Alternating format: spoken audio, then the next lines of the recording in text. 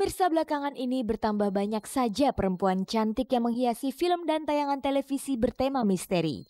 Sebut saja nama artis Marcella Zalianty yang main dalam film layar lebar Tusuk Jalangkung. Ada pula model Caroline Zahri yang membawakan acara kisah-kisah misteri atau kismis, serta model Arzetti yang membawakan acara Percaya Nggak Percaya. Tentu saja kemunculan mereka di film dan tayangan televisi menjadi fenomena baru.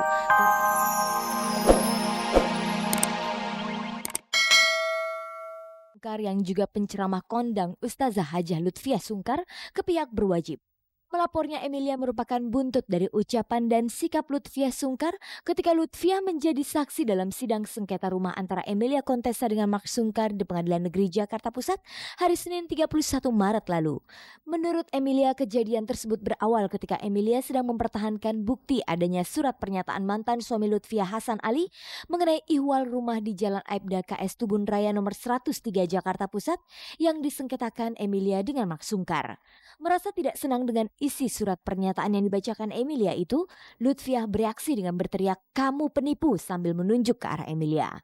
Merasa dipermalukan di depan umum, akhirnya pada hari Kamis 10 April kemarin, Emilia melaporkan Lutfiah ke Polda Metro Jaya dengan tuduhan perbuatan tidak menyenangkan. Saya dihina oleh Lutfiah Sungkar, gitu loh. Seorang penceramah agama bisa maki saya seperti itu atas dasar apa saya tidak tahu, gitu loh.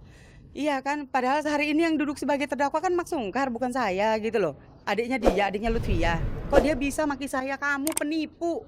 Itu bagaimana caranya, gitu loh. Saya percaya nih, saya tambahan ya, tidak mungkin kata-kata seperti itu akan keluar dari mulutnya seorang Agim atau Ibu Tuti Alawiyah. Tidak akan mungkin, tapi kata-kata itu keluar dari mulutnya Lutfiah Sungkar. Menurut Emilia, laporannya ke polisi mengenai sikap Lutfiah Sungkar telah ia diskusikan dengan pengacara dan suaminya. Jadi saya sampai hari ini, baru saya laporkan hari ini, ada dua hal. Karena saya harus konsultasi dengan pengacara. Yang kedua, karena suami saya masih belum mengizinkan kemarin. Gitu. Tapi karena dilihat saya nangis terus tiap hari, akhirnya bilang, "Ya sudah kita." Apakah dengan melapornya Emilia ke pihak berwajib telah menutup jalan damai dalam menyelesaikan masalahnya dengan Lutfiah Sungkar? Kan emosi, ya. Apabila Lutfiah mencabut kata-katanya dan dia minta maaf kepada saya akan di depan umum. Itu tuntun saya. Saya hanya minta dia mencabut kata-katanya, omongannya, dan dia minta maaf kepada saya akan cabut laporan saya. Sebagai orang beragama, saya harus memaafkan apabila orang meminta maaf. Sementara itu, Lutfiah yang mengetahui dirinya dilaporkan Emilia ke Polda Metro Jaya dengan tuduhan perbuatan tidak menyenangkan, malah balik menuduh Emil telah memfitnah dirinya. Jelas dong. Orang saya nggak bilang 20 juta, dia bilang saya nyampaikan 30 juta di kabar-kabari. Lalu ketika saya bilang 20 juta Pak Hakim, 30 kata dia teriak, 30, 20, 30. Saya istrinya, saya nggak pernah lihat ada uang 30 juta. Dan di sini 20 juta gitu kan. Terus setelah dia begitu baru saya bilang, emang dasar kamu penipu. Nah itu dong, terlepas saya kan. Ketika kita sudah diinjak, terlepas dong kita bicara begitu. Seperti dikatakan Emilia, ia akan mencabut laporannya ke polisi bila Lutfiah meminta maaf kepada Emilia. Lantas bagaimanakah Lutfiah menanggapinya? Dia yang harus minta maaf sama saya dong. Di kabar-kabari dia kan dia memfitnah saya kan. Di kabar-kabari dia sudah memfitnah saya, Lutfiah mengatakan 30 juta. Buat apa? Sehubungan dengan dilaporkannya Lutfiah oleh Emilia ke pihak berwajib, apakah Lutfiah siap bila ia dipanggil pihak kepolisian? Saya akan datangin, kenapa tidak? Apakah dengan adanya masalah ini Lutfiah akan menuntut balik Emilia? Semua itu kita kembalikan aja kepada Allah. Kita tidak bisa teriak-teriak, "Waduh, saya orang baik." Kalau Allah mau jatuhkan, kita akan jatuh.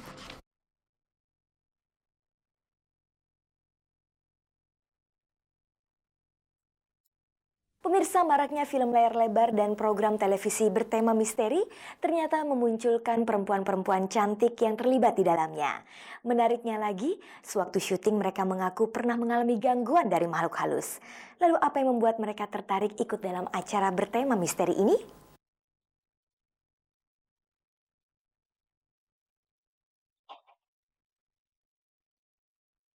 Pemirsa, belakangan ini bertambah banyak saja perempuan cantik yang menghiasi film dan tayangan televisi bertema misteri. Sebut saja nama artis Marcella Zalianty yang main dalam film layar lebar Tusuk Jalangkung. Ada pula model Caroline Zahri yang membawakan acara kisah-kisah misteri atau kismis, serta model Arzetti yang membawakan acara Percaya Nggak Percaya. Tentu saja kemunculan mereka di film dan tayangan televisi menjadi fenomena baru. Karena kisah misteri yang biasanya menceritakan makhluk-makhluk gaib serta menakutkan, kini terasa lebih menarik dengan kehadiran perempuan-perempuan cantik ini. Walaupun sebenarnya aku penakut, tapi aku seneng gitu, penasaran aja gitu. Jadi pas aku ditawarin oleh Millennium untuk menjadi presenter sebuah infotainment, hiburan gitu ya, tapi ke arah-arah misteri, aku bilang ya pokoknya kalau dikemasnya bagus dan cerita-ceritanya emang berdasarkan pengalaman si narasumber yang akan kita wawancarai, why not? Itu malah tantangan gitu ya, karena selama ini kan orang image-nya ke model selalu cantik, manis gitu ya, lembut gitu lah, karakternya juga yang gimana sih perempuan gitu loh. Terus aku harus bawain materi di mana aku tuh harus tegas, misterius, tapi nggak yang dibuat-buat gitu loh. Jadi menurut aku sesuatu yang beda aja dengan kerjaanku selama ini. Ini sesuatu yang baru buat aku gitu. Dan di sini horornya juga, kalau aku ngelihat setelah hasilnya gitu dan konsepnya Jai gitu tuh beda dari horor-horor yang pernah ada. Ini tuh action horror gitu, action horror, tapi tetap ada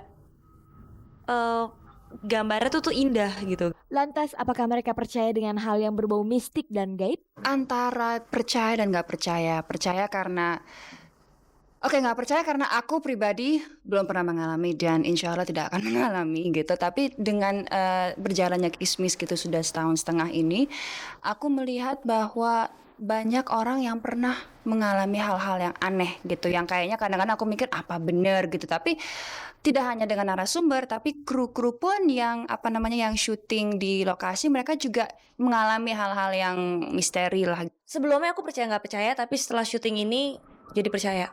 Ya karena aku mikirnya memang ada pasti kehidupan lain selain kehidupan manusia. Sementara itu, Arzetti dan Marcella Zalianty mengaku pernah mengalami hal yang menyeramkan ketika mereka sedang syuting tayangan dan film misteri. Pulang nih dari lokasi jam 1-an, setengah 2-an, Pak Leo bilang, Z kamu mandi, sama Harca juga, kamu mandi ya gitu. Habis mandi kamu sholat gitu loh. Aku mandi, aku sholat, tapi kok masih berat banget gitu badan saya, dari ujung rambut sampai ujung kaki tuh rasanya kayak ada yang nindih sesuatu gitu loh. Aduh ini apa ini ya gitu. Padahal udah sholat rasanya udah nyaman gitu loh. Telepon ke kamar Pak Leo kayaknya aku nggak ada sesuatu nih gitu loh. Oh yaudah saya ke kamar kamu. Kru-kru semua pada datang ke kamar aku. Aku ditidurin gitu ya. Aku ditidurin terus aku dibacain. Jadi aku masih relax banget. Aku dibacain sama Pak Leo dari ujung kaki aku itu. Di tulang kita ini kayak ada sesuatu bergerak gitu loh Mbak. Berasa banget itu ya. Sampai ke atas sini. Di atas sini juga di Pak Leo juga ngebacain sesuatu gitu di sini aku. Tiba-tiba kayak ada yang keluar dari badan aku ya. Pada saat udah keluar gitu aku langsung bangun yang kok enteng banget ya badan gue ya. Waduh ini kayaknya gak bener nih. Pak Leo bilang ternyata ada yang ngikutin sampai ke kamar. Waktu itu syuting di Cengkareng. Jam berapa? Dari maghrib sampai pagi syutingnya. Okay. Terus nggak tahu kenapa pokoknya perasaan aku tuh hari itu nggak kayak biasanya. Pas mau syuting nggak enak aja gitu. Feelingnya kayak nggak enak, perasaan nggak enak. Perasaan nggak enak. Badan kebetulan juga kurang sehat.